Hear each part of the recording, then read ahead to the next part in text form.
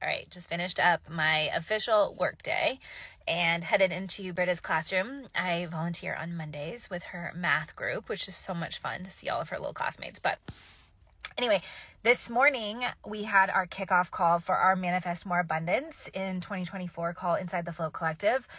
And it was amazing. Like, it was so good to see the visions and the things that are going to come forth from these women this year, and to be able to give them the permission to be able to like stand in their feminine and not feel like they have to force these visions. And it like was just so powerful. So one of the things that I wanted to highlight on here is that this idea that we have to be crystal clear with our visions and we have to know exactly what's going to happen, and why that's not necessarily the truth, why it has nothing to do with like that we have to just get crystal clear on. Yeah, like getting crystal clear can be helpful for some of us, but for some of us, it's more about tapping into the feeling and the feeling of what we're going to feel when we create our visions. And so it was beautiful to watch inside this training today and inside this workshop that we did. Like, some women got really clear on like tangible things that their vision looks like.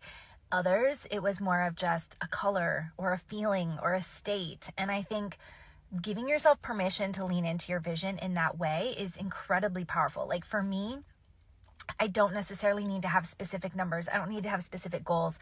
I don't have to have all of that stuff in order for me to move forward. Like, I can set those goals, I can set that vision out there and then let it go and focus in on the feeling that I'm creating and the state and the person that I am and who I'm showing up. And I think that can be way more powerful. The other piece that I wanted to highlight is that oftentimes people think like, I've got to get these visions and these goals like out on paper and I've got to get them down. And so we go to this place of like making vision boards and mapping out our quarters and planning goals and all those types of things. But we do it all from this very logical space. It's from this very head-based space. It's the masculine space. And sometimes the vision that we have and like who we're supposed to be and where we're supposed to go is something that we can't even fathom. We can't even comprehend in our own head.